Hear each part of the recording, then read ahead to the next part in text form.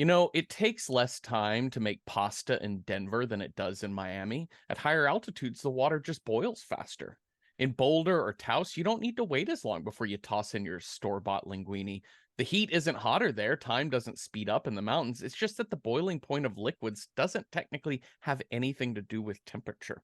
We know that 212 degrees Fahrenheit or 100 degrees Celsius is the boiling point of water, but here on Earth at sea level, that temperature is true. And that seems to have everything to do with getting water to boil. But boiling is really just a state where vapors in the liquid reach equilibrium with the pressure of the gas around it. If you put liquid into a syringe and push down the plunger, and then suddenly pull that plunger up, you will make the liquid inside boil. It's the pressure change that causes this. You didn't need a stovetop at all. The boiling point in that syringe was room temperature. We can then extend that in space, the astronauts' suits protect them not just from the extreme cold of darkness and the extreme heat of the sun's radiation, but those suits also protect them from the complete lack of pressure out there.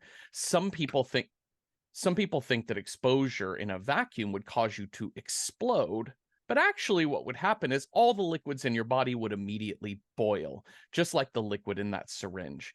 And it would hurt a lot. There's a lot of other things that would happen to your body if you were exposed in a void, but we're just talking about boiling point here.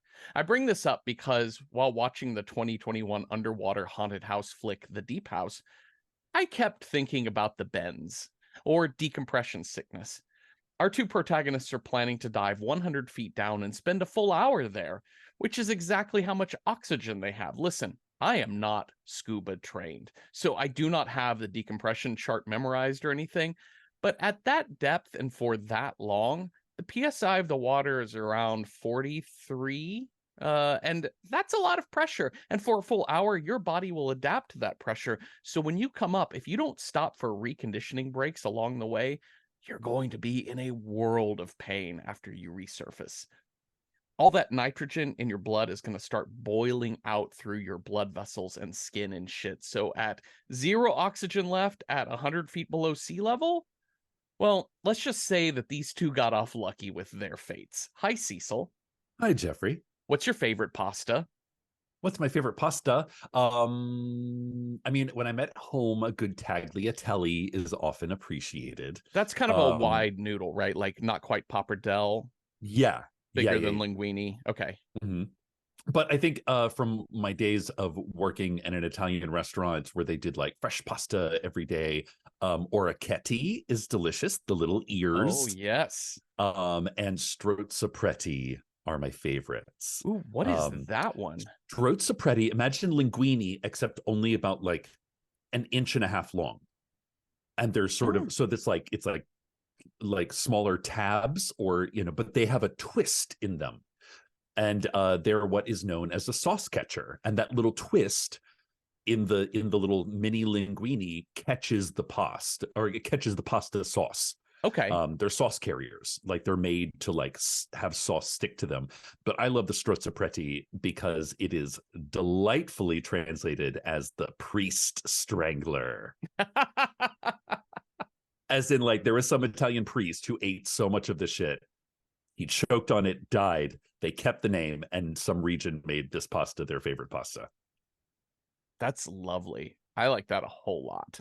I love food trivia. I do too. I like Italian food names. It's the best. Oh my God. Just espresso. I will just have pressed. Macchiato. I would like marked. Mark me. With a dollop of foam. I've always been a big fan of the gnocchi. Gnocchi's delicious. Gnocchi is delicious. Gnocchi's it's heavy. It's like ravioli, just a little bit. I don't need a lot. Yeah. And you got to trust the person who's making it. True. Like if you're getting gnocchi out of like a freeze-dried bag, that's okay.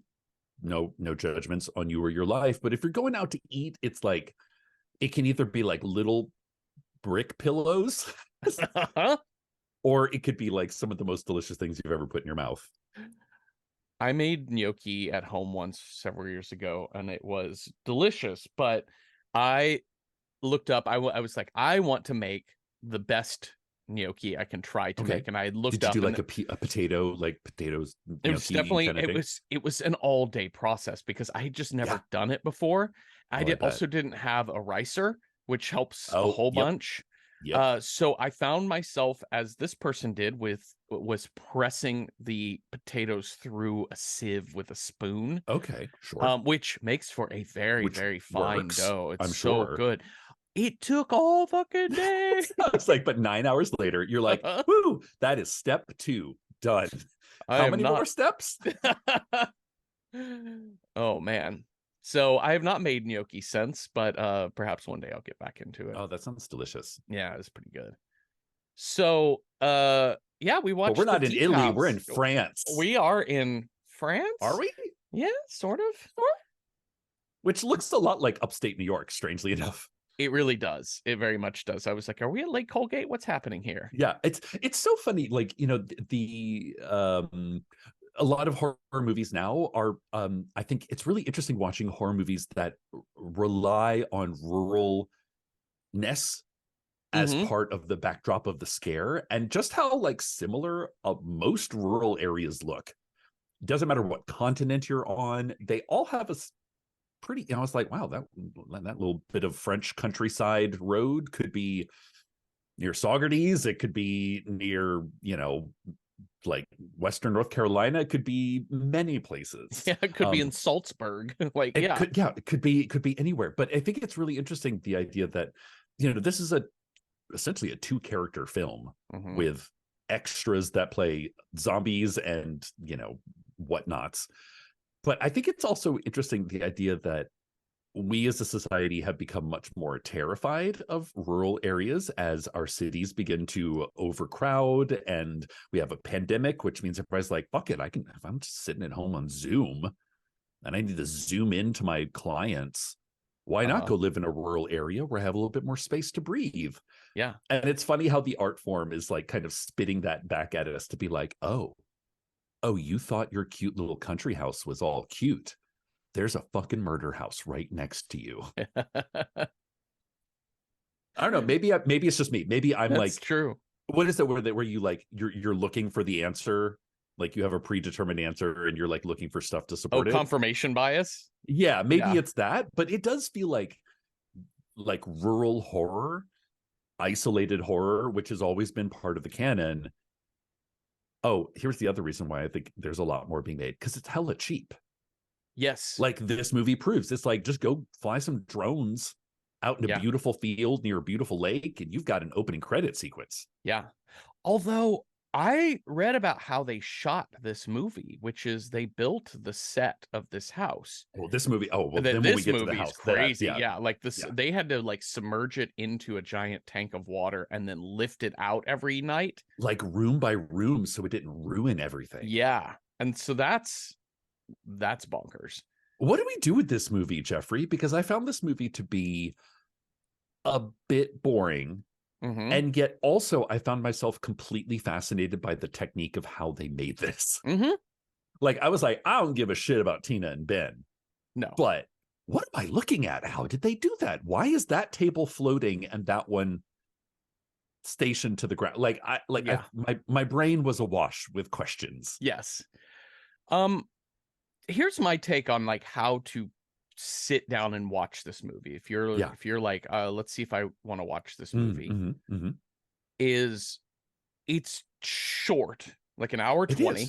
It's very short, and it is truly a haunted house. Like that Absolutely. is 100% of the thrill of this movie. If you find thrills in this movie, is going to be just saying like, I want to see the cool shit in this haunted house. Yeah. There's some jump scares, there's some good spooks, there's some whatever. It's got atmosphere for days. I mean, the atmosphere, nothing but atmosphere. Really cool, actually. And I find if you sit and think too long about how does a Super 8 projector work underwater? Oh, Jeffrey. If you sit and think about how does decompression sickness happen or not? If you sit and think about like anything, how are those metal candelabras floating in water? Yeah. Does metal float in water, Jeffrey? It just depends Usually on how not. it's made. Yeah. That's true. Yeah, probably not. But yeah, but I found myself concerned with a bit of that. And then Yeah. I was like, okay, oh, look, they've opened another door. Let's see what's behind this door. I also found myself like thinking about if these are Satanists doing ritual sacrifice, why does Yeah. their ritual sacrifice look like organ harvesting? And why do they have like pickled hands in jars on shelves? Right?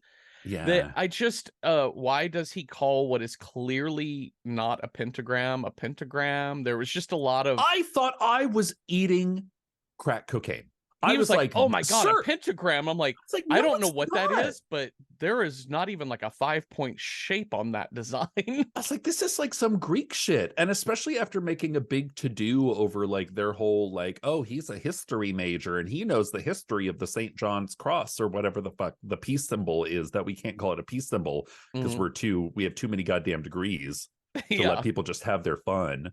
Yeah. But yeah, I thank you, Jeffrey, because I was like, I don't think that's a pentagram. if I you've think I've that's like the epsilon symbol or something like yeah, that. it's not even like a 5 point. It's not even mixing up pentacle, pentagram, or pentagon. Like he is just simply there wasn't even a 5-pointed figure on Are they that just saying design. words? They were just saying words. If we've talked about Meow Wolf on this show before, briefly Yeah. mentioning it, but one of the great things about Meow Wolf is you can walk through any of their exhibits, Denver, Dallas, Santa Fe, Las Vegas, and you can try and take in the story. If you really Yeah. want to immerse yourself Hunt in for the story. hunt for the story, it requires a lot of work on your behalf. But the other thing you can do at Meow Wolf, which is mostly what I do, which is I just walk from room to room and just marvel at the weird, cool shit happening on every Just wall. let it wash over you, Just let man. it wash. If I get the story, great. I'm not going to be too picky. I did that with this movie, and it was sort of fun because I'm just like, you know what? I'm going to stop questioning Yeah. why there's pickle jars filled with like spleens and shit, because that to me seems mad scientist. Yeah. That stuff And we like saw in like movies like where all Piranha, Mad Science, and oh the yeah, movie yeah, like yeah. Piranha. Um, And definitely has the like we've kidnapped missing children mhm, to do what with them? yeah, I'm For not going to what concern purpose? myself with this being the in the 99th percent, or in the 1 percentile. I forget how that stat works, but it's like every other movie about a Mm, couple in a horror film wherein the man is an absolute douchebag and the woman yeah. just keeps kind of following along whatever he's doing, even though she's like, Ben? no, I don't want to, Ben. Ben? He's like, just one Ben? more room. I'm like, I'm really tired of Ben? this dynamic. Yeah. Are you there, Ben? Answer me. Yes. So it just it's a really coolly designed haunted house though. It So is. good times there. Well, let's start Yeah. at the beginning and we meet Ben and Tina, and they are not underwater. They're exploring a big giant old abandoned mansion looking or hospital or something. But we sort of learn that he's talking about it as they're filming it. We realize that he does like YouTube videos of ghost hunting, or not ghost hunting, but like Yeah. haunted house tours for Oh, his there's a word YouTube for it. It's like channel. Urban X, like where you Yes. find like urban spaces that have been abandoned, or in this place, rural places that have been abandoned, and Yeah, then break in and take cool, edgy drone footage of it that's right. in its dilapidated, unhuman state. And so they they explore this place. There's kind of some faux jump scares where like he's just fucking with her, where she's like, oh, this place is so creepy. And it is like we're seeing up dark stairwells, shit's covered in Mm-hmm. graffiti. There's like a hole that's been busted in the wall and somebody has spray painted the word hell and an arrow pointed to it. It's fun. Like it's And kind of very nice font, I noticed. I was like, beautiful. oh, Beautiful somebody on the tag set was script. like, no, if we're going to do graffiti, we're going to make it right. Unfortunately, that later would get in their way. Yeah. So they that just kind of sets up their bit, that we know now what they do, and we kind They're of get thrill a sense for seekers. they're thrill seekers, and we kind of get their dynamic a little bit, that this is the kind of thing that they do. 3 months later, we see Tina in her bathtub practicing holding her breath, and she Yeah. gets her time up to, on her Fitbit, it says 1 minute 22 seconds, Okay. which is more than I can do, but Woof. probably, Yeah. probably not near the maximum that you could do. But she lies when he says, how long were you able to hold your breath? And she's like, 3 minutes. And he Oh, at says, least 3. She's like, that's all? It's Is like, what he says. It's so big. It's so many minutes. Yeah. I can hold my breath for so many minutes Yeah. that I can't even count how many minutes because I'm incapable of counting past 2. I'm a grower, not a shower, baby. That's it. There you go. Yeah. Yeah. And I feel bad. And you know that from moment one that this, we're like, oh, well, we've reached Chekhov's air limit. Yes. Yeah. You know this shit going to come back to play because she's all like, yeah, like 3, totally 3. Yeah, it was totally 3 or 5 or 10 or something like that. There's 2 Oh, go ahead. I was gonna say their relationship is so baffling to me. He must have a dick that tastes like honey. Like he must. Because like they're like he's very much an antagonist. Like he's always trying to like prod her. Yes. To get her to go farther, to go deeper, to like, and it's a very much like poke. It's almost like I almost wish this movie had been like big brother, little sister dynamic was kind of what they were giving me. Because as husband and wife, I was like, I give this relationship 2 years tops. Like, when does the money run out for their failed YouTube career? That's when this relationship is over. Yeah. And also it's clear, we'll learn in just a few scenes, that she kind of isn't that into the YouTube thing. She's like, that's your thing, baby. Like, I just thought it's fun to not have to spend all of our time in a library, and that you could do like take a break, take your sabbatical from whatever school you're at, San Diego State. And then University of Phoenix. Chico State. Take your sabbatical from the University of Phoenix. I've been slaving hard at University of Phoenix. And then basically just travel the world. And so she's into, hey, boyfriend, we get to travel around Ukraine and like they're France going everywhere. They got going. this like camper van set up. And listen, y'all, I live in Western North Carolina, which is like home of tricked out naturalist camper vans. And I gotta say, that camper van gets an A+. Mm-hmm. Like modified, looks comfortable to sleep in, good airflow. Yeah. The motor relatively reliable. I kind of thought that might come into play. I was like, ooh, that thing might break down on you, but is immensely fixable when it does break down on you. So yes, good on them for having some. And their gear, Jeffrey. We'll get to that in a bit. We will. So their next thing is they're going to go to this French village somewhere in southwest of France, and we get a sense that they're kind of lost. They end up in this kind of creepy, abandoned looking village as she goes into a store to get some fruit. This village looks perfectly lovely. It looks fine. Which is, I think this Ben is kind of like portrayed as a bit of a douche, because he's like just standing in the middle. Like, imagine if somebody just came to your hometown and at full volume was like, this place is filled with idiots. And is crumbling down. No hope for this place. It's almost like had moments of like Schitt's Creek. It was like that level of funny. Mm-hmm.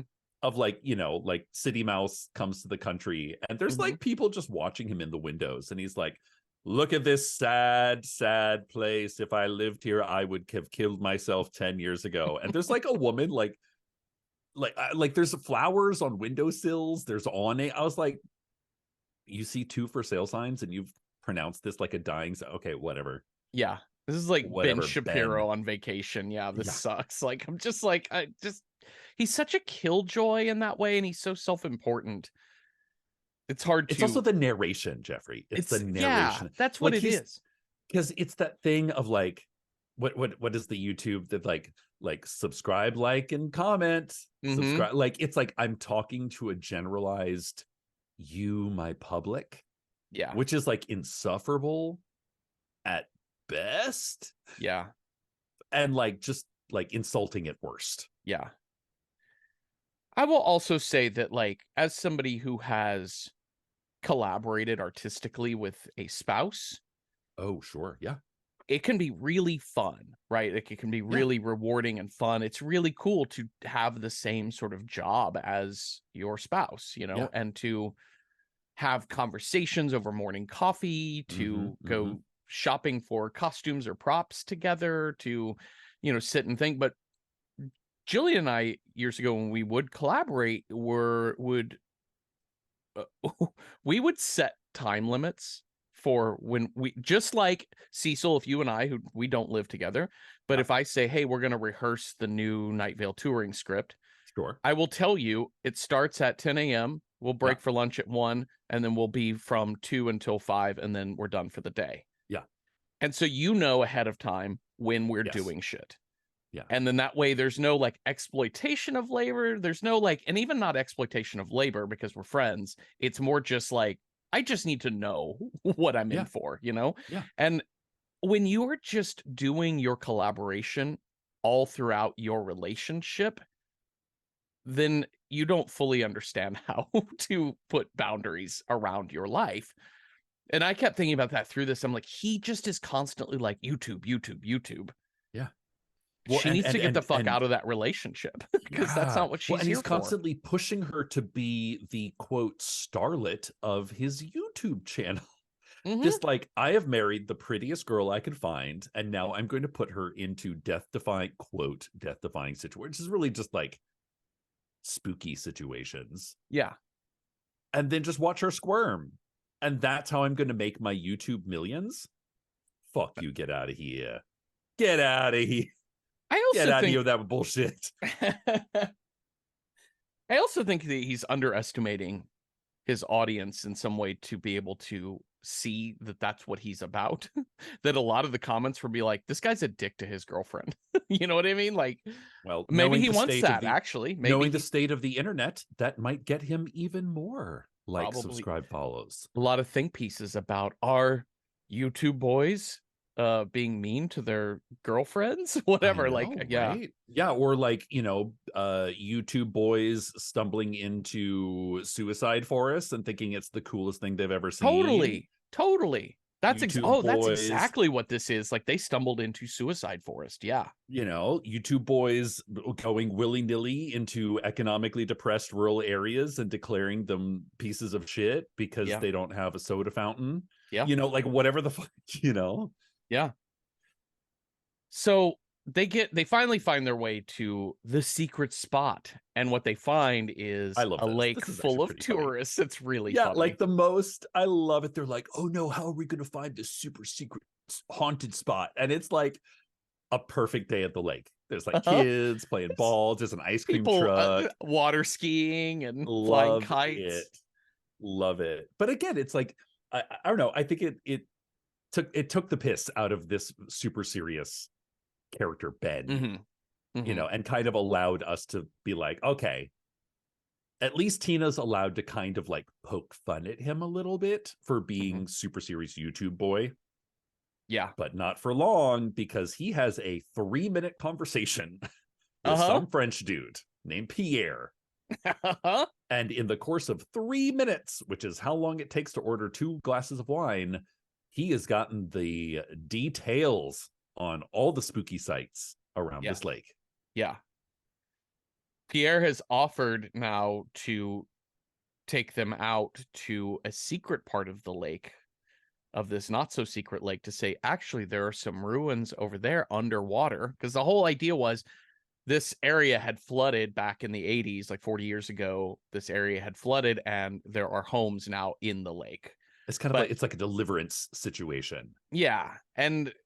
But there's a part that nobody visits that Pierre can show them to. Just for a small fee, I'll take you out there. Oh, okay. That sounds not murdery at all. No. And wait, did I leave my name and phone number with my next of kin? Maybe my parents or like a trusted sibling. Drop a pin. Yeah, text a pin to somebody. Yeah. Hey Pierre, can I see your driver's license 1 second? Mm-hmm. Oh, Pierre Montenac. Oh, that's interesting. I'm just going to text this to a buddy and tell them if I don't check in the next 4 hours, then you are toast. Yes. He this has a lot of maddening horror tropes, right? Like It does. we've talked about the 70s kind of slasher movie where like people are like, let's run into the chainsaw shack, and like Yeah. Wait, you're like, I have 4 directions to go into. How about deeper into the rabbit warren? That's where we're going. yeah. I think there's like a Geico or some commercial where it plays that of like kids being chased by Chainsaw Man, and they're like, where do we run? And one person's like, what about the car that's currently running right there on the driveway? And they're like, no, no, no, let's run into this shed. And this movie absolutely has that vibe to it throughout. So Pierre navigates them out to Forest Chanteloup, which means singing wolf. That's part nice. Yeah, and Pierre's like, this region is not on any map. Meanwhile, fucking Ben is This in the region back is seat. not a girl. Shut the like. I have been to many regions, and they are all on the maps. They're You all just on don't the have maps. good maps. Like No. you just don't have a good map. I do like that Ben is in the back seat being like, oh yeah, I just pulled up the Wikipedia article in this area. I know, right? But that's it. Again, it's like that in like Ben has that delightfully commonly modern male trait of knowing everything and having to like not only knowing everything, but like must convince you that he knows, like, that thing of like, rather just listen to the man talk. Like, yeah, just let the old dude get his rocks off by telling you about the history rather than like finishing his sentences. Yes. With the correct answer. We have just because you're correct doesn't mean it's good. Yeah. We have 2 Chekhov's guns in this movie that neither of which really pay off at all. One is Chekhov's holding your breath, which you mentioned earlier. Yep. The other is Chekhov's fear of snakes. Because we get introduced to the fact that Tina's like, I blocked that out, Jeffrey. I hope there's no snakes. This whole thing out. Like, I was like, I don't think there are snakes like that in like water snakes in Europe. I don't think that's a thing.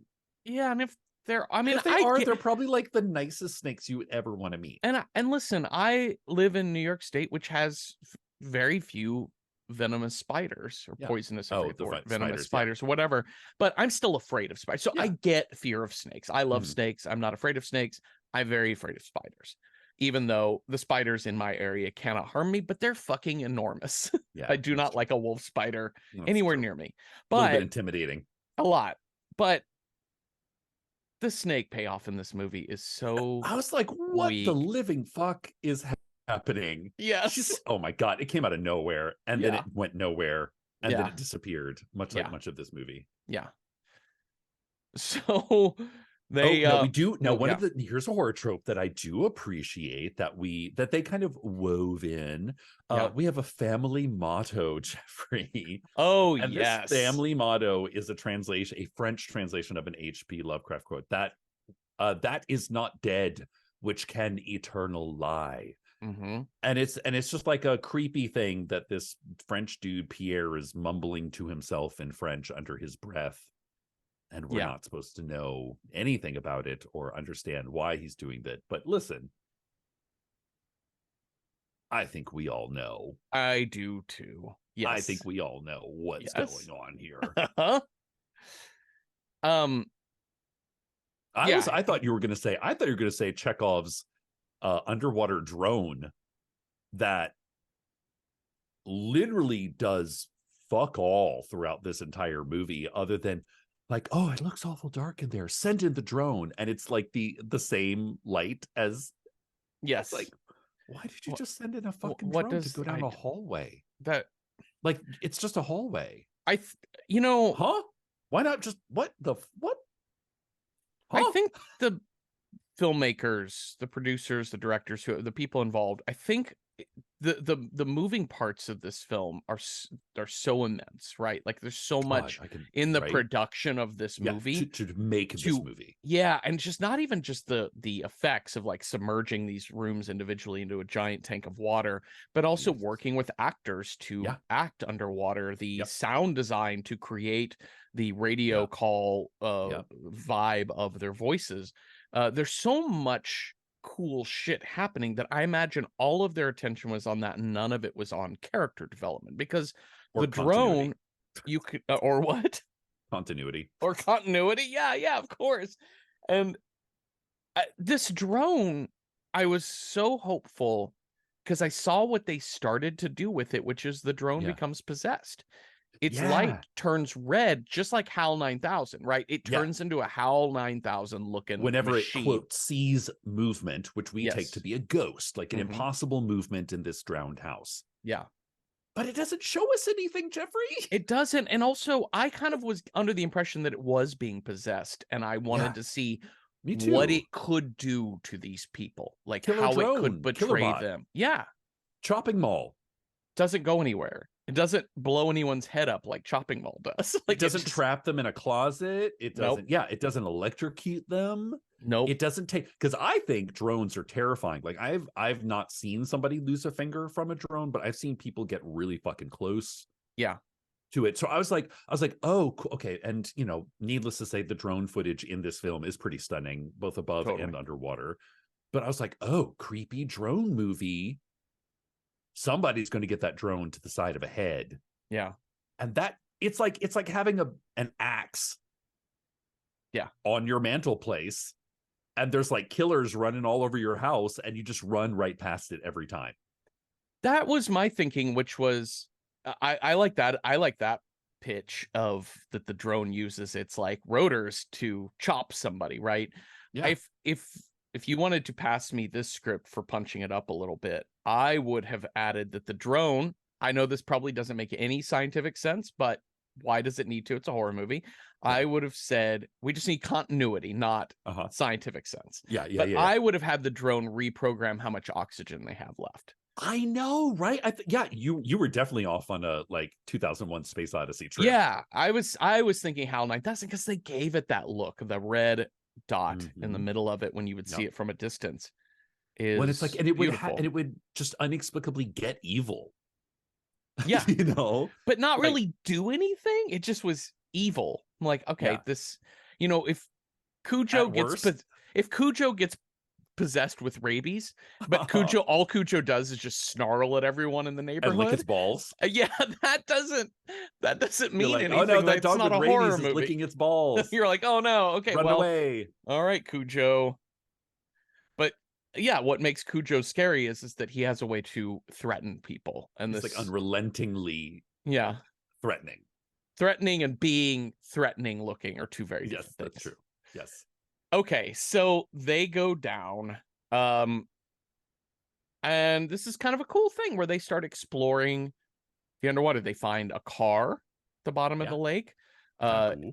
It's kind of cool. It's been pretty well preserved. I think they say something about because it's not salt water, it's not corroding. They find the gate. I do feel like there would be a lot of fish poop. I think and so debris. Too. I think but I like it. They like they're sort of easing us into this concept. This I found kind of cool. The idea of like, oh, things are going to look much more newer than you think they would because of this freshwater lake. But by the time we get into the house, it's like that stretch of the imagination has been pulled so tight. And that should be their kind of red flag of like, how the fuck is this? Wait, this is like last night's dinner. What the fuck, like that kind of well preserved. Yes. But I do like that they're like, oh, look, it's surprisingly well preserved. So like, don't be so shocked when you find a complete house in its entirety. Yeah. But you should be shocked. You should be. That shit is not, that devil house is not okay. Well, the first thing they really come across when they enter the house or they get to the property, is they find the Montagnac crypt. Yes. And I like this. I wrote down, these are two great ideas, you guys. One, he says, let's break into this crypt. And two, let's split up. I'll go around this side. I'm like, oh my God. Like in the span of 1 minute, you have hit all. What are you going to say? I'll be right back, Ben. Yeah. Two tropes with one sentence, two birds with one stone. God. It was so good. Let's desecrate this crypt. I'm sure the haunted people that live in this underwater haunted house, they won't mind at all. Yeah. A lot of the gate. I love the gate. I thought that was cool. Listen, man, like it's this interesting thing of like watching people like the underwater aspect. Listen, we rolled film on film. Check. Aquatic, check. Like Mm-hmm. solid choice for the dice. Because there is something very unnerving about that sort of half light of underwater light, Yeah. which I found myself like being like, what am I looking? Oh, everything is a little bit veiled. Yeah. Which to filmmakers' credit, there's a ton of stuff that happens in this movie where I was like, I don't know, just a bunch of shapes are flashing in front of my eyes. But for the most part, I understood what the fuck I was looking at. And that's a challenge to be able to Yeah. shoot in like super low light in this like these underwater conditions. And you're like, plus it also adds to the creepiness factor of like the idea of a gate, which you normally walk up to, and a gate that bars your way. Yeah. But you just swim right over that motherfucker when you're underwater. Yeah. And yet they somehow made that gate so creepy Yeah. because it has bits of like religious iconography sewn to it, like lashed to the gate. Listen, Yeah. if you ever get to a house and there are fucking like wards of sigils off of evil at the front door, like lashed to the gate, and it's just don't go. Yeah. Like your YouTube channel will survive another day. Yeah. As will you. Yeah. Honestly, maybe it's best that you just return to your history job at Texas Tech or Right? whatever. Yeah, Yeah. I think you're Go gonna be back to fine. University of Phoenix. Yeah. Yeah. But I think this is also this is a classic horror thing of like the audacity of youth, the audacity of the outsider, the audacity of the city kids coming to laugh at the provincial ways of the people in the country and their silly Christian myths or their pagan myths or their whatever myths that keep them safe at night when they're huddled around their grubby little campfires. Yeah. It has to be laughable to the main characters. They're like, oh, religion. Who believes in that in this day and age? Yeah, I didn't love that part where they're looking at the religious like icon strapped to the fence to the gate, and they're like, some people are so superstitious. I'm like, I don't think this is actually, I think this is a realistic depiction of like an internet scold of a person who just knows of a know-it-all. But Yeah. I don't think this is a realistic depiction of an actual history professor or researcher that that you may have disdain for Yeah. like mass religions. You may be like, Yeah. listen, You've Christianity's read all got the some problems, books. but Yeah, yeah, you yeah, would yeah. never be like, this massive organized religion is superstition run amok, right? Like there's something about like, I don't know, there's so much Christian iconography everywhere in this world that I think superstition is not the wrong, it's so reductive to what Yeah. that is.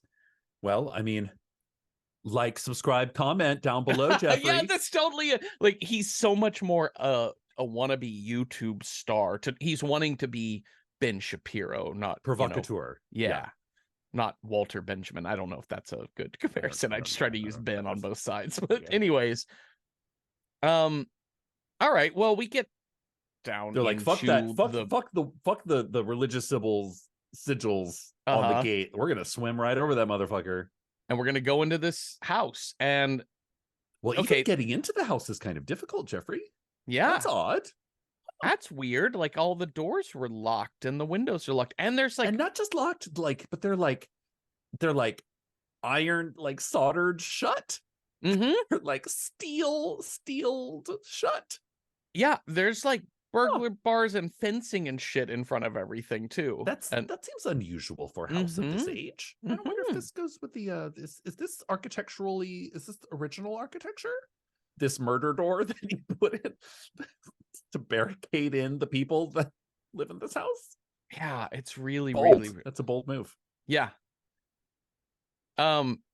Yeah, they finally make their way through. How do they get in? I didn't actually note they that. go up, so they okay, so pretty smart. They this is where I agree with them. I'm like, yes, they split up, but they kind of stay outside, because I'm like, y'all fact finding, like, you don't have to do this all in one dive. This is what I kept thinking. I was like, first see what's there, then go back up top, then make a plan. Absolutely. Like, so I don't know, it just seems like, but maybe with the up and down, you're trying to maximize your time. I don't know. But anyway, but they reconnoiter the edge, and they're like, okay, there's no way into this house. The windows are grown over with vines and shit, so we can't bust in there. But they find one circular window that is the attic window, like the garret attic. And oops, that one's open. Yeah. And here is legit the most effective jump scare I have seen on this podcast in a hot minute. Because like nothing's like, I mean, we've had creepy so far, but nothing scary. And we're like, okay, we're not even into the house. And he's like, look, this window opens.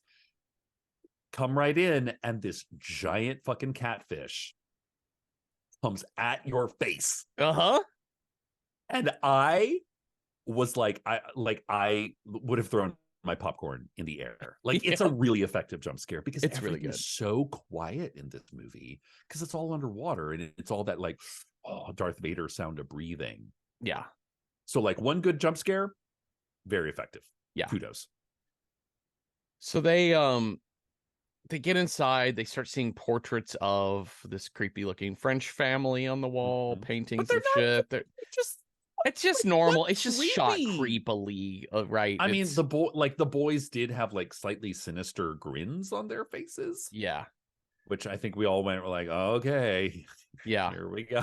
But it was not like nothing like besides like I wonder the difference between old and creepy sometimes. Well, must everything old be creepy and must everything creepy be old? Is that the way? I think it's just the way I think it's just the way it's shot. It's made to look creepy because you don't ever really get like they show the painting, but then it's a lot of like moving camera images close up on faces and stuff. So it's I don't remember what the scoring is at this point either, but it's basically like shot like horror scene. Oh yeah, it's a creepy clue. It's a creepy clue, but it does this movie definitely goes from old things can be creepy if you shoot them in a way to shit that it doesn't matter how you shoot it. It's like a clown head floating in formaldehyde or whatever. You're like, what the fuck? You're like, huh? These children had some weird hobbies. Remember, kids, keep that bone art. Yeah. Keep that bone art on your Etsy page. The other archetype of this relationship archetype of shitty man and woman who just kind of follows along is the notion that Ben goes from like 0 to 60 in 2 seconds later in the movie with believing that the house is haunted, but he keeps seeing shit throughout, like a silhouette of a person behind a lit up sheet. And he captures it on film, and at no point is he like, oh shit, I think this place is, I got that on film. Like it's more like you got the shot, man. You got the fucking shot. You got the clip. Yeah. But isn't that the maybe that's the lesson? Like, because we all know that like horror movie really does operate as morality tale most of the time. So it's like when you've got the winning shot, leave. Yeah. You don't need to unravel the whole mystery. You just need 200 more thousand followers. That's it. And I think the dead body drone underwater footage, I think you got it, man. Yeah. I think we can go have a, go back and get more rosé out of that. A glass of Vin Rouge and call it a day. Yeah, let's go back to the Bordeaux truck and like get some more. Yes. I loved your idea. I think your idea is perfect. Like, I think the way to do this is you've already learned the route from Pierre. Yeah. You pay him his money and you say, thanks. You go down there for 20 minutes, get shots of the outside of the house, see if it's worth coming back to. Yeah. Go back up. Yeah. And then plan out a like dive. Now that you know what the fuck you're looking at. But that's just me. I don't know. So they're finding all kinds of, crazy shit. Again, this is very haunted house. You're just, when you go you're on the rails. Yeah. This October, when you're walking through a haunted house, it's really fun because you get steered around a corner and then you see like blood splatter on the wall, or you see like a statue that moves or shit like that. And that's ultimately what this movie is doing. Like, it's just Totally. they come across creepy shit after creepy shit. It starts light with like paintings of like maybe those kids have sinister eyes. Yes. I don't Yeah. know. But Yeah. now we're getting into like The kid's bedroom in which the faces of children on milk cartons have been stabbed into antlers. yeah, there's like missing. Listen, okay, I just want to say if you are, I don't know, this job, like just like I'm not trained in scuba, I'm also not trained in abduction and murder. But should that be your profession? Uh-huh. I have a tip, or Uh-huh. maybe it's more of a question. Maybe Yeah. if Uh-huh. any of our listeners are serial killers, Uh-huh. just let me know, like, why would you hang clippings of all of your abductions on your wall? That seems to be incriminating in Trophies, my dude. mind. Trophies. You got to Trophies. keep a trophy. But I mean, I'm always a fan of the trophy that's a little less showy. Like Yeah, like, the tongue or the toe that you can put in a little box and like fondle it when you uh-huh. want to. But it's not like on your bedroom wall, like a poster of like Sophia Loren Yeah. or fucking Madonna. Graphic designers, photographers will keep a portfolio, so like a giant book that they can Oh, take there you out. go. Murder Um, portfolio. yeah, and then you can open it up and kind of look through all of the things that you've designed I and love maybe the scrapbooking. awards that you've won, things like Yeah. that. Yeah. That would be my suggestion. Like, keep it Mhm. in a portfolio rather than thumbtacking it all over your walls. Incriminating is all I'm saying. You work in a profession that is illegal, so Yeah. just keep that in Keep it mind. on the down low. More But it's serial also killer tips here on just Random Horror 9. here we go. Yeah, this bedroom is creepy as fuck. And it's also like it's just so strange that they either don't believe their eyes or they do believe their eyes. They think that they have ghost footage and that they never go back to check the footage. Yeah. You know, because I think, but it's obvious that like as much lip service as Ben pays to the oh my god, I want to like be the biggest thing to hit YouTube since sliced bread. It's not about that. It's more about the sort of the thrill he gets and the being able to bully his wife into like going into these places because like you got the shot, dude. Yeah. Jeffrey, when I record Night Vale and I do it in one, if I do a take and I go back and listen to it and I'm like, that sounds good. Yeah. One take. Yeah. And I give myself, I'm professional enough to be like, yes, I think we got it. I Yeah. think we can move on. Yeah. There's no Because need to move your recording space underwater by 100 no, feet and learn no, scuba. Yeah. no. Okay. They also find like scratch marks on the wall, just all kinds of creepy shit. But But then like somebody barred people into this house underwater. Y'all need to go. you need to go. Allons-y, as the French say. Yeah.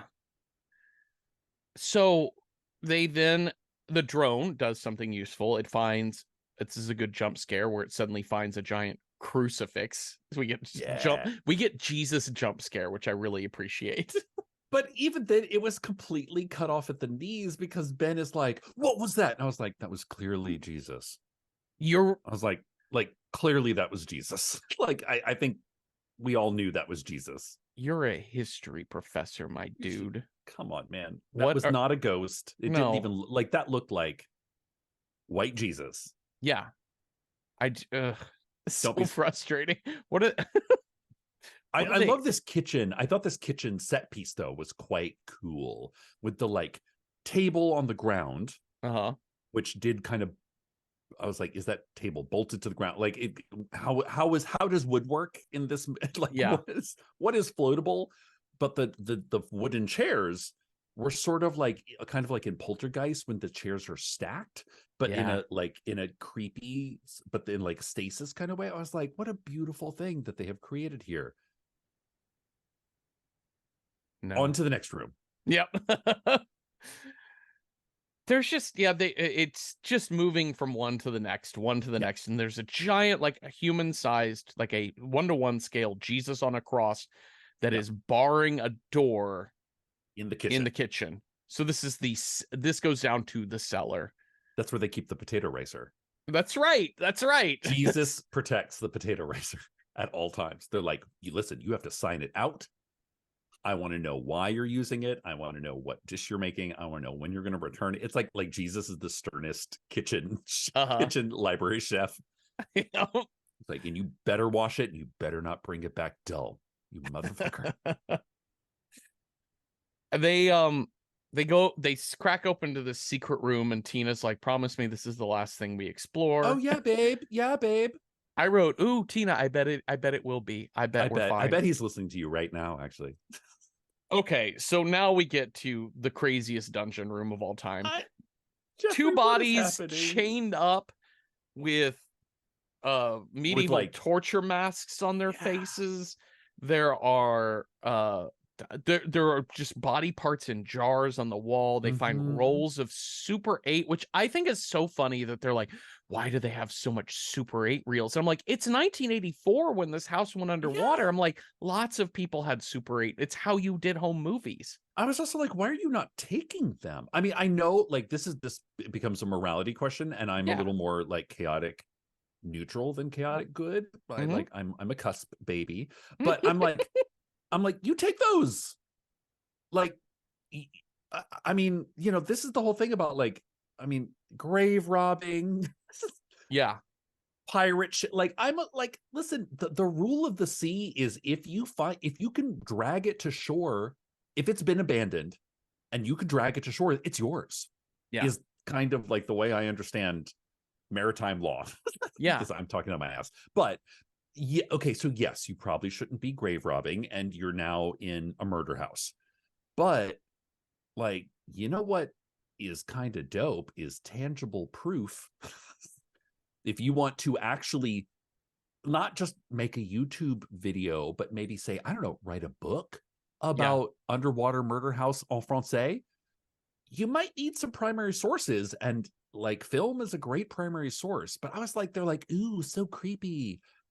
How did people even live before the internet is kind of the subtext I was getting. But I was like, you put that in a bag and you take it up and you take it to a lab and see what is salvageable from this. Like a good fucking treasure hunter. You're hunting for treasure, not just terrifying your girlfriend for 10,000 likes. Right. Or maybe you are. So they he goes into this other back room that he finds back there, and this is where he sees all the pickled body parts in jars, and he doesn't even tell her. She's like, what do you see back there? And he's like, nothing. It's nothing. It's boring. But it's like he doesn't answer her for like 2 minutes.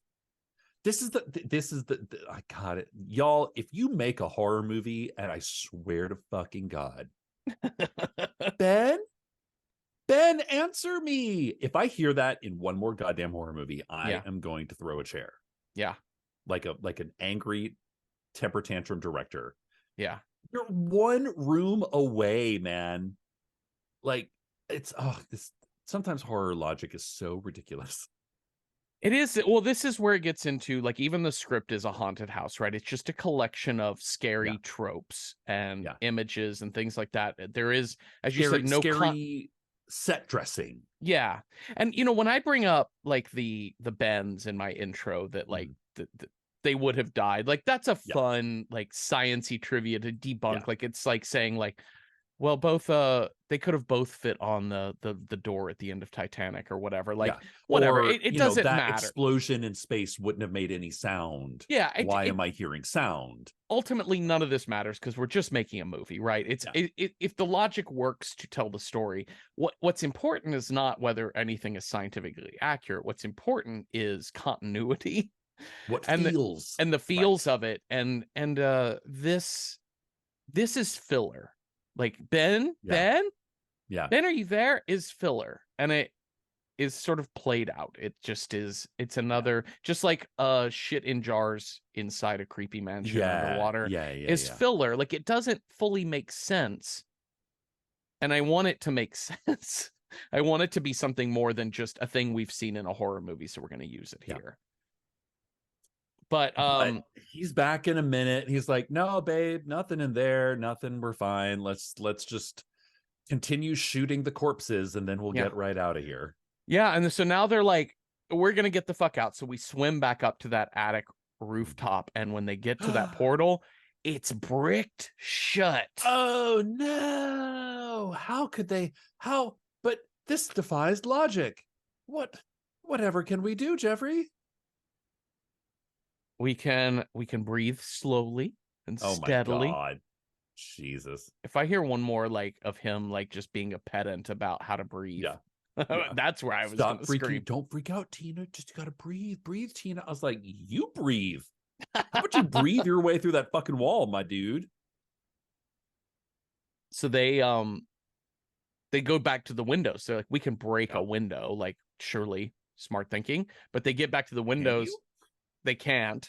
Yeah. And as you said, like all of these like things are welded shut, and there is like chain link fence around every. Yeah. There's just no. You're also underwater, so yeah. you can't get any momentum. No. So like even like they're trying like with their flashlight or shit, but like you can't like get a running start at a window underwater.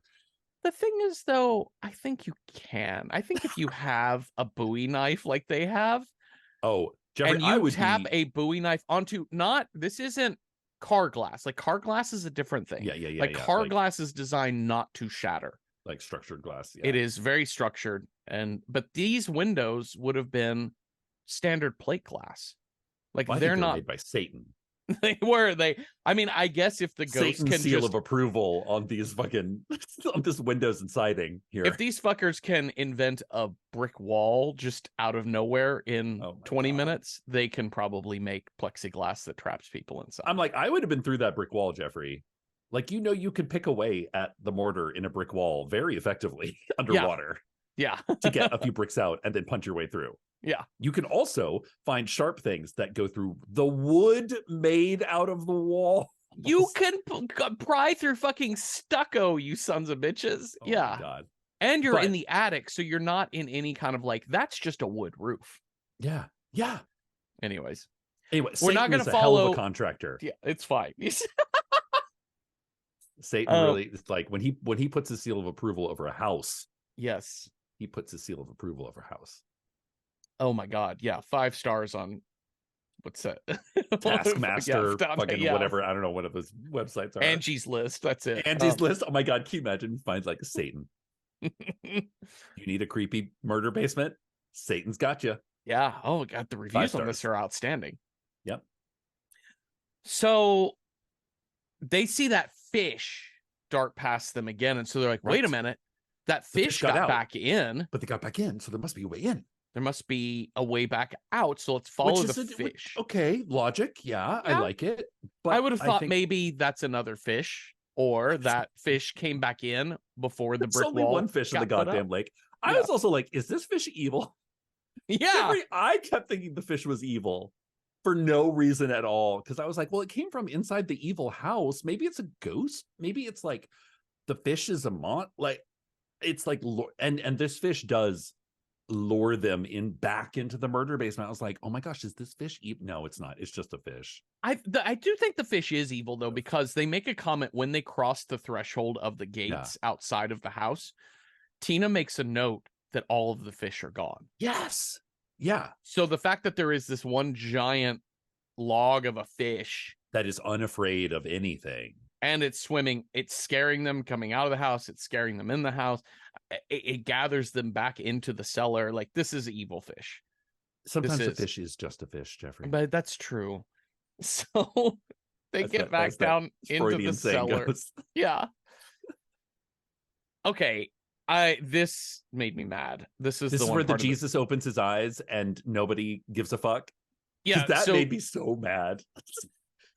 That didn't make me mad. That I rolled my eyes with. I mean, that's Jesus rolling his eyes at the film. Jesus is like, oh my God, for Jesus fucking Christ, he says. I was like, that statue just winked at you, and you're not going to stop and investigate, huh? The thing that makes me mad is they have a system wherein I did look this up to see if this technology actually exists, and no, it does not, because he has a system. They have a system to communicate via Bluetooth or radio to each other. Yes. Which that exists. That's a real thing. You can do that. you would have to your like diving watch that kind of runs everything, that runs the what the comms are not built to play Spotify in your ear.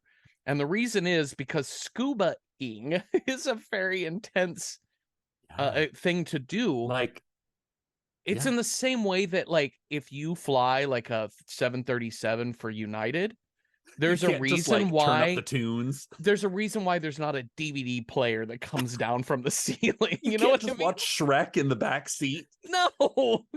And so it's about like not having a distraction while you're doing this, but while you're doing this potentially life-threatening sport. It's another trope that they don't do it. So, but okay, for the sake of the movie, we can play Spotify. Yes. They use it to play a funny joke, quote unquote funny, because he plays heavy metal to start. But then they switch it to just kind of like easy listening rock and roll. It's like ambient, lo-fi beats. Yeah. So, but then when they get to the mansion underwater, it turns kind of creepy sounding. So, okay, we've used the I have created a Spotify playlist for you, Jeffrey. Would you like to hear it? But then this fucking thing disappears for a long time, and then it comes back suddenly where Tina gets attacked by the chains. The bodies are suddenly gone, and the chains attack her, and then You Don't Own Me is playing really loud in her ear. And I thought, I love that they just went to whatever online catalog there is of like, what's the most affordable, recognizable song we can license? In French. Yeah. In French. Was that song in French? It was a French version. Oh, okay. I was too mad to listen to the lyrics. you were just like blood is boiling. Like, how on the nose can you get? It's so style over substance to me. Yeah. There's a John Woo movie. Is it Face Off? I can't remember which. It's one of those like kind of 90s action-y movies. With doves and bullets.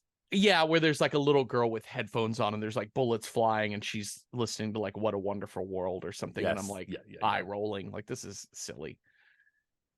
So she gets like hooked. Like the hook on these chains like goes through her thigh. Does she? I don't know.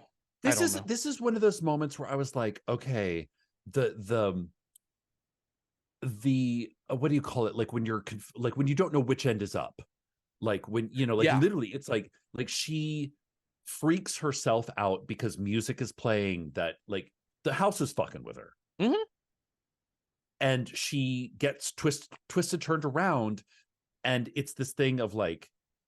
Which I thought was actually, for this moment, was like, okay, maybe this is kind of cool. Like, we know something supernatural is going on. The bricks, y'all know that you're in a fucking haunted house when the exit is no longer an exit, right?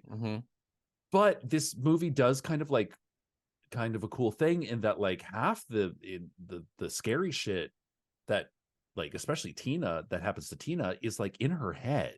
And the house is like fucking with her, which I think is like pretty scary if you let it land. But it's so haunted house, like look at a scary thing, next room, look at a scary thing, look at a scary thing, that there's no time to be like, for her to like say to her partner and therefore us, be like, this house is trying to fuck with us. Yes. We need to go to defensive position rather than, rather than keep on exploring the chain room. Yeah. I don't know. How about we go back to the kitchen and pick up a knife and put the Jesus back on the door, that kind of thing. But it's very discombobulating for her and for us, because what we're watching is just a bunch of bubbles and chains coming at a camera at 20% light. So I don't know. I found it confusing, and I was like, man, I wish. I know the time is of an essence and we have like a 40% oxygen check and all this, but I was like, if these two actually like had a conversation about what the fuck is going on around them, it would make me like them so much more. Yes. That's what it is. It never grounds itself in what's happening. This movie has so much style. In fact, the disorienting nature of this chain struggle that she has is really cool. Actually, I think it's a really effective use of camera just flopping around in water. But it's like close-up lights, faraway lights, red light. Like it's like the technology involved in making this film is like pretty par excellence and And the like pretty technique is really unseen. good too. The technique Yeah. is great. It's really, really good. Um, but it is a little bit like you made perfect gnocchi that you actually pushed through a strainer with a Yeah, spoon, yeah. spent all afternoon making, and then you put fucking Cincinnati chili on top of it. Or you You put know what I mean? ragu. Yeah, Like, you put like ragu yeah. sauce straight from the thing. I don't know. So And it happens pretty quick. So I mean, there is a point where she's like, he comes back and he finds her just upside down, and she's like, but it's there's no like what does this house want of us kind he's of moment. I think this is the frustrating thing, and you brought up Poltergeist, and one of the things we admired about Poltergeist was it skips really quickly past husband does not believe Yes. wife. He's Yes. skeptical. She shows him the chair trick, and he's like, shit, we got to do something about Yeah. this. He might be mad at it.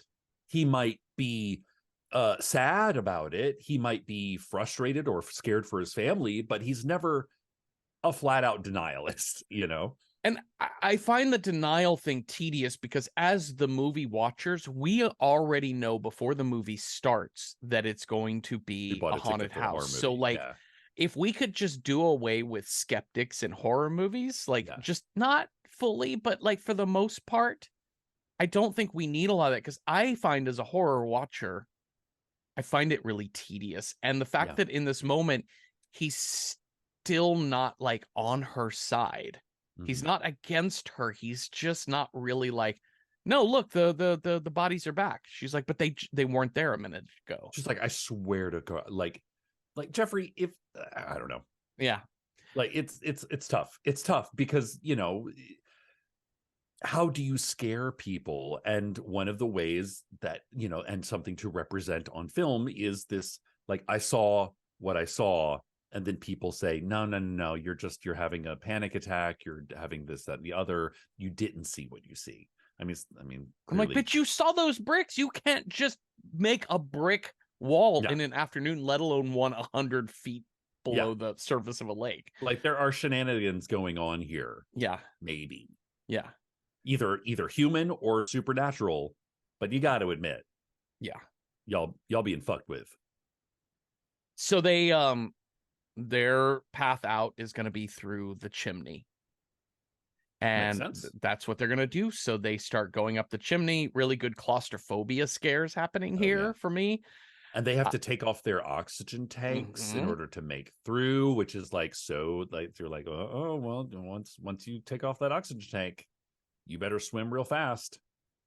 The scariest story I've ever read is not uh Junji Ito, it's not Stephen King, it is not Shirley Jackson. The scariest story I've ever read was the actual news stories about how the divers rescued that those Yeah. Thai kids from To that like go into those flooded cave cave. tunnels. Yeah. To read that story still haunts me. It Fuck. still Yeah. haunts me. Yeah. And this movie doesn't fully have full claustro. It's not quite like the Descent level of Yeah. claustrophobia, but having to take That's a off your good tank, comparison though. and go up a chimney Yeah. is Fuck. scary. Yeah. And that's Um, actually really, I'm glad you brought up The Descent, because The Descent is so different than, like, it's dealing with subterranean, it's dealing with life or death survival skills. mhm. But I think, like, the reason why The Descent is like more iconic than this film is that, like, the characters might be despicable, but they're smart. Yes. you know Yeah. like, even that one bitch that's like, yeah, we're gonna go explore these caves that I'm like, and that's totally different than the caves I told you about. She's like, she has a motivation for it. Yes. And this Yeah. just feels like, comment, subscribe. I'm doing Yeah. it for the gram, doing it for the Instagram. Oops, I got murdered in a That's murder right. house. I don't know, it feels a little more authentic in that other film. I don't know, Yeah. maybe. Well, the chimney crumbles around them and they get separated. Uh-huh. So now we've got the classic horror trope of Ben ends up in the kid's bedroom Yep. and he sees lady come in through the door and Yeah. he says, "You know what the solution is? To just hide under the bed and watch her Oh feet my. get closer and closer to me." Oh my God. Oh, okay, sure. Okay, great And then idea. it's a young woman. We're like, oh, that's interesting. We've not seen this corpse before. Well, it's the old woman, Is it? but yes, it is the old woman when she comes in, and when we see her feet, it's like old lady feet and things. But when they finally get the jump scare where she comes at him under the bed, she's Yeah. young, right? Like she's I don't know about old versus young. I think it's one is the corpse of her that's been kind of bloated and destroyed underwater, and then when it comes for her, it's the face I of might a have to. not you I think it's disagree. I think okay. I disagree with you. I think there's another character that you're not. So there's Oh, mom and okay. dad. There's Mare and Pear who have been chained in Okay. their murder mass basement. There's two killer sons, Hmm. and there's one daughter. So this is the daughter This is the then. daughter Okay, okay. because later when they watch the home movies, we Yeah. learn the fate of the daughter, one of the sons, and the parents. Yes. Okay, you're right. You're right. You're right. I think that makes total sense. Ben finds the family tree. He discovers that Pierre that brought them out was the Montagnac's son. Oh my Shock, God. surprise. Which also I was like, Jeffrey, I gotta say, the last thought that went through my brain when I went to sleep last night was, what the fuck is Pierre doing? Like, Well, what? Like, Pierre's like, okay, I love to murder people. I've been taking people to my murder house since I was a child. They flooded my murder house after the locals raped my sister and tried to kill me. yeah. But I still like to bring people to my murder house just in the summers, just like a murder summer cabin. I But don't understand his motivation at all. I like, really what you don't. gonna like? You take people out there and then you give them to the house, knowing the house is going to eat them up. Great. I guess like sell their equipment. Maybe that's why he was like ogling their stuff, kind of thing. But like, I was like, this does look like it might bring some suspicion upon you. Just Also, maybe a wouldn't little. if we knew that this family had been stealing and murdering children, Yeah, and I get the sense that this was happening in the 80s, right? yeah, This yeah, was yeah, 40 years ago. yeah. It looked like the two kids have been like the bad seed since they were Yeah. kids. And we know that one of the family members got away. I mean, obviously, it was not the law that got them, it was a lynch Yeah, mob that got them. yeah, But we know that Pierre got away. Wouldn't we yeah. be constantly on the hunt for Pierre? And if he is Right. still living in the same town, going Yeah. by the name Pierre, Pierre Montagnac. Yeah. Like, I'm like, how, who was this lynch mob? How, like, I don't, did they all just give up? They're just like, you know what? We looked around the yard, we didn't find him. But this new guy named Pierre just moved in down the yeah, street, and he seems real lovely. Pierre Montagnac Montagnac. is my last name. So they, Yeah, but it just made me question. It's like, what? yeah, Huh? Okay, maybe he just likes he's feeding the murder house. yeah, But really, Pierre was on my thoughts yeah. as this movie ended. I was like, what is this? What is this story? Well, so Ben learns about Pierre, then he gets the jump scare from the young woman, the daughter that grabs him. Meanwhile, Tina is being chased through the dining room by the father ghost, Yeah. but she And manages to yeah. get free, find her way to that bedroom where she finds Ben. His goggles are cracked and he Yeah. is And he's talking all weird. clearly possessed. Like, come on, y'all. Jeffrey, we're gonna do this is what is called a contentless scene in theater. Mhm. Here's your line. Here's your line. I'm gonna say hello. You say hello. I'm gonna say, how was your day today, Jeffrey? And you say, it's been better. I'm gonna say goodbye, and then you're gonna say goodbye. Okay, ready? But you're gonna do it as Ben possessed by a ghost. Yes. Hi. Hello. How's your day, Jeffrey? It's been better. Okay, bye. Bye. Like, that doesn't sound like Jeffrey. Or it No. sounds like Jeffrey with a problem. Yeah. At which point I would be like, are you okay, Jeffrey? Yeah. Jeff, like it's and so he's saying shit like, you'll die before me. We're out of danger now. right? We're I'm like, safe here babe. in the house. We're just going to die in this house. And my thing is, we know that the possession is real. We watched the drone get possessed. We watched a brick wall suddenly appear out of nowhere. We watched you were attacked by chains. Yes, yeah, like, everything. Listen, Ben, honey, baby, darling. I'm gonna work on getting out of here. You're with me or you're not. Yeah. We're not staying in the house. The only way we're staying in the house is if I fail to get out of the house before my oxygen runs out. Right? Yeah. Then the snake works her way through her suit, but it's an imaginary snake, and it gets into her mask. And this snake, you guys, it's the tiniest little snake. It's so cute and very confusing as to it's a ghost snake, but it's like this house. The worst thing this house could think of to throw at her is to like put snakes in her pockets. A baby garter snake. Yeah. Like snips and snails and puppy dog tails kind of level of scare of like, you know what? We have we spent all this goddamn money on this underwater fucking house. Yeah. And yet still we have to put the cutest, tiniest snake into a girl's pocket in order to make her scream. And this is the best we can do. Yeah. And then it just sort of disappears. Yeah. Much like the upside down chain. Like the house is fucking with her, but it's fucking with her like a 6-year-old would fuck with you.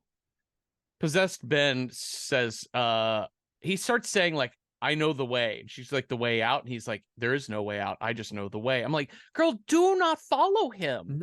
You shouldn't have followed him on the initial trip to begin with. Like, you should have known this was a bad shouldn't have followed him down the altar, but that's right. Right. Back at University of Illinois, Bloomington, whatever, like you should have known. I'm sorry. If somebody's like, there is no way out, I'd be like, oh, is there? Oh, no. And I would unhook your oxygen. And this is a solo voyage from here on out. Yeah. Because you are now a liability. Yeah. It's like fucking Little Monsters. It's like Lupita Nyong'o. And she's like, you know what you are? You're a liability. Yeah, totally. Well, it's clearly a dead end. And he's like, this is where it all begins, my love. We're safe here. And then he somehow gets we know because the house is haunted, but he plays a Super 8 projection reel. Well, yes. That shows family torture murder time. Yeah. And they're not torturing and murdering. They're doing like what looks like just a barehanded autopsy on a person. Yeah. I don't listen. I'm not scuba trained, nor am I in any kind of organized religion. No. So I don't know about what this Church of Satan that doesn't know what a pentagram is does. Like, what church do you belong to? Because I don't know that symbol. Yeah, I do not know. That looks Greek to me. So this is where we learn the lore of the Montagnacs and how we've already covered that. And then basically Ben, she's starting to get to the point where like, honey, we got to get out of here. He's like, no, you're staying with me. I'm not staying without you. He draws a knife on her. Yeah. She turns it back, jams him in the arm, which somehow frees him from the possession. The shock kind of wakes him out of it. And night and day. Okay, great. Okay, your husband's back. Great. Awesome. Unfortunately, at that exact moment, the screen rips open and zombies come pouring forth. Yes. And is it Mrs. Montagnac or Miss Young Montagnac? I think it's the girl. I think it's the young girl again. She comes up behind Ben, takes the knife, and just guts him. That's it. Right in the heart. Yeah. So, but hey, you know what? Listen, you know how the joke goes? Two men are out in the woods. They encounter a bear. And one of them starts tying his shoes. He's like, oh, we got to run faster than this bear. He's like, no, I just have to run faster than you. Yep. It's truth. And bye, Ben. Oh, bye, no, Ben. You're being eaten by corpses. I'm getting out of here. Uh-huh. Well, the corpses start coming for her, and she, her oxygen meter is at 0%. It's like 0. Yeah. But that's the motivation to do what we were talking about before. It's like she punches her way out of this fucking house. Yeah. Which, And just you great. know, great. I don't know if I would have waited for 0 level of oxygen. I would be like back at 20. I would be like, okay, no, really, we got to get the fuck out of here. Yeah. Because we need some oxygen for the return trip home. Yes, because we have to stop every 5 feet to recompress or to decompress. Yeah, she dislodges everything. We know from Chekhov's 3-minute hold breath from earlier that this is how she's going to survive this. She gets up to the, she finds a hole through the mud to swim her way out. Another claustrophobic cool thing, making her way back through the house and out. And then she swims up and up and up and up and up. And this is a great shot. I love beautiful shot. It's a gorgeous shot. I also love the sense of weight that the heaviness with which you're running out of breath. She's taken off all of her wrist stuff, but she's taken like she's stripped everything away, which is like such a final girl move. The you're gonna come out of this a changed person, and you have to kind of like a suit of armor. You have to get rid of all of your defenses in order to survive. So you have to just go with the oxygen in your own lungs. Yeah. And that's it. Yeah. Unfortunately, she doesn't have enough. And it's so she's 20 feet away. Yeah. She can see the above world. The way this was shot is I got the feeling that she just gave up. I just don't. It's hard. Yeah. Which I guess is maybe what happens when you realize you can't do it. And you're just never mind. And I saw it as her, she drowns. She suffocates under there. And so she can't swim anymore. But it's this she has not a calm look, but it's not bubbles and screaming. It's very much almost like watching an epileptic fit underwater. Yeah, like a seizure.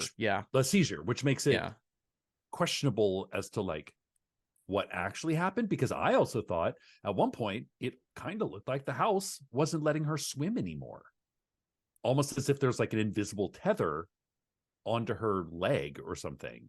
Yeah, almost so it's ambiguous. It's an interesting read. I sort of thought what they were going for is we can't let her survive.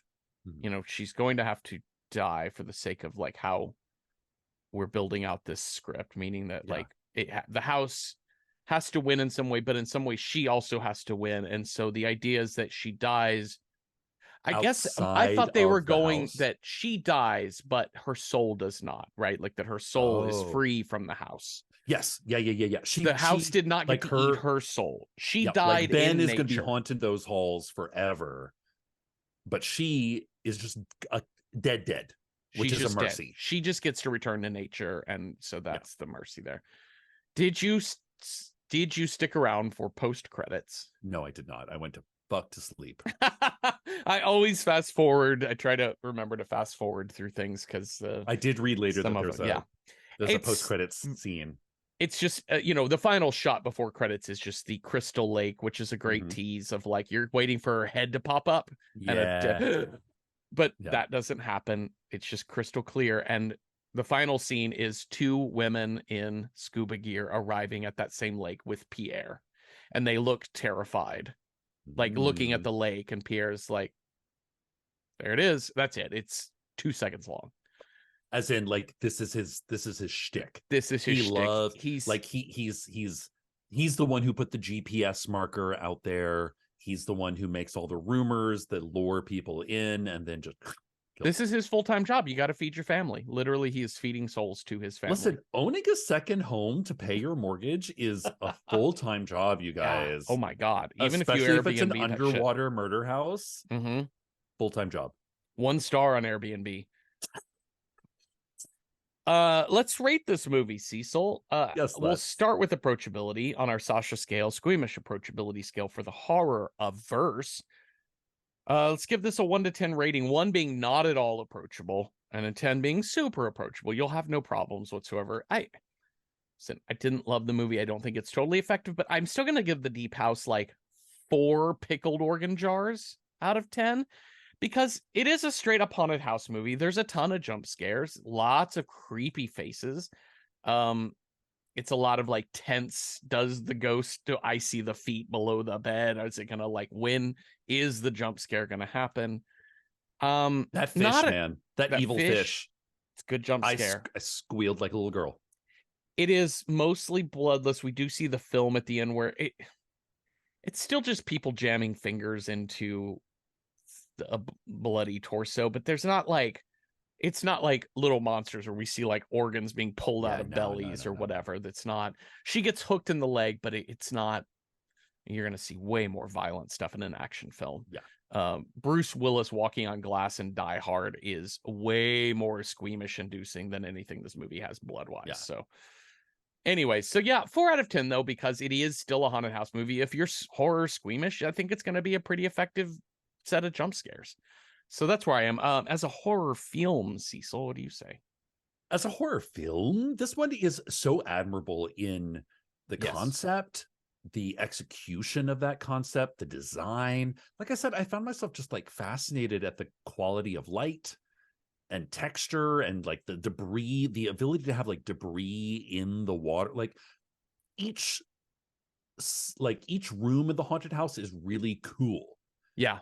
It is unfortunate that people had to be put into those rooms and we had to listen to them for 80 minutes. Yeah, you yeah. know, just a little bit unfortunate. It is like going on a haunted house horror ride. So like you're sort of on the rails. Nothing really deviates in any way that you would expect, and to make it interesting or exciting or compelling, Yeah. you're on the ride. And when the ride's over, you get off the ride and you never think of the ride again. But for the ingenuity and the design, I'm going to give this 4 out of 5 pentagrams that are not pentagrams. Ooh, 4 out of 5. Or 4 out of 10. 4 out of 10. 4 out of 10. Oh, okay. Yeah. Yes. Pentagrams that aren't pentagrams. Okay. Well, let's figure out what movie we're going to watch next. You have a scare die. I have a style die. We'll roll those up, see what movie fits those two things. So if you roll a 1, Cecil, our next movie scare is Bad Mom, Bad Dad. 2, vampire. If you roll a 3, it's a ghost. 4, society is the scare. 5, a psycho killer. Or 6, something witchy. What's our scare? 3. Ooh, we're going to stick with ghost. All right. All right. Let's see what type of ghosty thing we get when we roll up a style. If we roll a style, if we roll a 1, our style is Giallo. So we're Giallo-ish, given the ghost thing here. 2, something with a bitchin' soundtrack. 3, something from the 1970s. 4, a sequel or beyond. 5, we roll a 5, it's a rural horror. 6, it's a Japanese horror. Let's see what we got. I got a 2. That is something with a bitchin' soundtrack and ghost. Okay. All right. We might have to bend a little bit. We have just a couple of thoughts on this, and we'll see. I think we've got a few from our Letterboxd users as well. So I'll tell you the 2 I put on here. 1 is Beetlejuice. Great. Bitchin' soundtrack. Classic. Danny Elfman and of course, and Harry Belafonte. Harry Belafonte. The other one I put on here is The Fog. It's a ghost story. Vengeful return ghost, and it's fucking John Carpenter. It's John Carpenter's and always also, a bitchin' soundtrack. One of the things I love about The Fog, that it's like not necessarily the soundtrack, but it's like our one of our main characters is a radio DJ. So like the use of like on this small island, so that's how the information is shared, that there's something in the fog. Okay. So yeah, so definitely agree with that on the soundtrack front. Yes. Okay, so we got a couple suggestions from our Letterboxd followers. Weaponized Toaster throws that Ghost Ship from 2002. I haven't seen this movie. Don't know about its bitchin'. I think I watched it in 2002, and it was very much like a kind of big CGI late night. Like don't expect to be overwhelmed, and you'll get out just fine. But it does have some like creepy moments. It's very high 90s sounding. Yeah, definitely. Okay. Ganymede's Cup throws out Stage Fright from 2014 Canadian musical comedy slasher film. So Singer gets terrorized by opera Interesting. ghost at a musical With theater Minnie camp. Driver and Meatloaf. Weird. Oh, wow. I don't know how bitchin' that soundtrack is, but that's definitely a soundtrack that it could be. Sounds kind of fun, actually. Maybe. But Who knows? Diamond Dogs, Last Night in Soho. I saw a lot about this. Like this movie kind of came out, and I think I just sort of missed it. Maybe the pandemic was getting me down or something like that. Let's see. A young woman goes to London for fashion and school, but she sees visions of 1960s London, and eventually sees in the waking world as well. So it's like very like the swinging like Carnaby Rose 1960s. Mhm. Love that, and Yeah. it got really good reviews. Yeah. So it like I would love to watch this one. That sounds really interesting. Brave Crab throws that Insidious because there's a famous use of Tiny Tim in that That movie. is fucking terrifying in that Yes. movie. Let's see. The Frighteners, 1996, more of a horror comedy, but it has at least True. one bitchin' song in it from Call Me Beep Beep. Volatile Spider throws that Beetlejuice the musical, which I absolutely am not going to rewatch. I've seen that on Broadway, and I feel fine not needing to watch that And I'm again. going to let you trust that instinct, Jeffrey. Yeah, Oz Conway, Talk to Me from 2022. Oh, interesting. It's an Australian ghost horror movie. Really solid script with awesome music, great acting, solid scares. So it's a brand new movie. Fifth Hammerer, Flatliners. Oh, I remember Okay. Flatliners. And this is kind of a Fifth Hammer throws out an interesting tidbit. The soundtrack was nominated for an Academy Award. Okay. That qualifies as bitchin' if you're getting Right? Oscar noms for it. Yeah. Creepy Hosta, seconding Talk to Me from 2022. Sure. It sounds like it's only in cinemas right now because Oh, as an Australian film, it had a delayed release through gotcha, gotcha, A24. gotcha. So there is that. Let's see here. Hold on 2 seconds.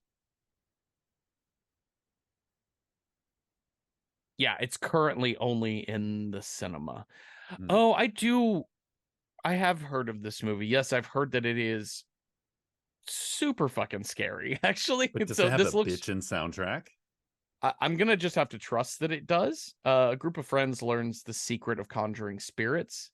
Using an embalmed hand, the group is hooked on this new thrilling pastime that seems like spooky fun, but nothing more.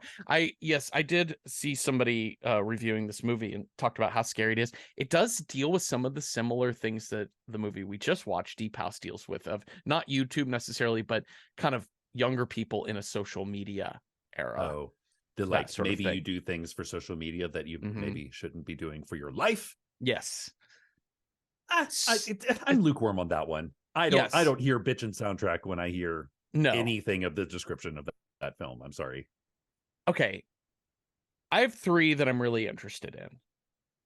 And that's Beetlejuice, The Fog, and Last Night in Soho.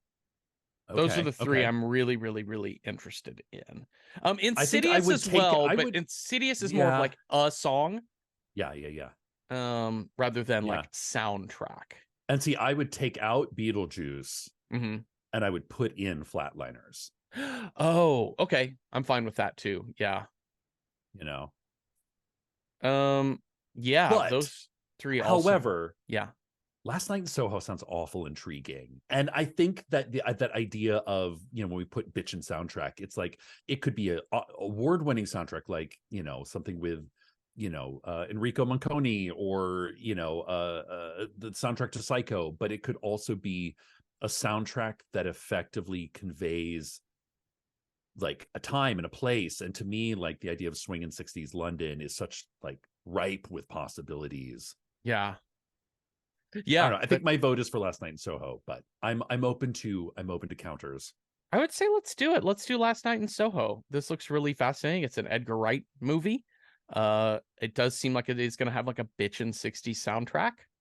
Yeah, So yeah, that works really, really well. and Thank you. super ghosty as And well. super ghosty. Thank you for that suggestion, Diamond Dogs. Really appreciate it. And thank you all for listening. Thank you, Cecil, for talking with me. And if y'all have thoughts on the Deep House or ideas for other movies that would have been good ghost films with a bitchin' soundtrack, let us know on Instagram at Random Horror 9 or on Twitter. And watch Last Night in Soho from 2021 with us this week, and come on back next Tuesday for a new episode. Have a restful night with no Satan-loving Frenchman taking you scuba diving or nothing. Boo! Boo.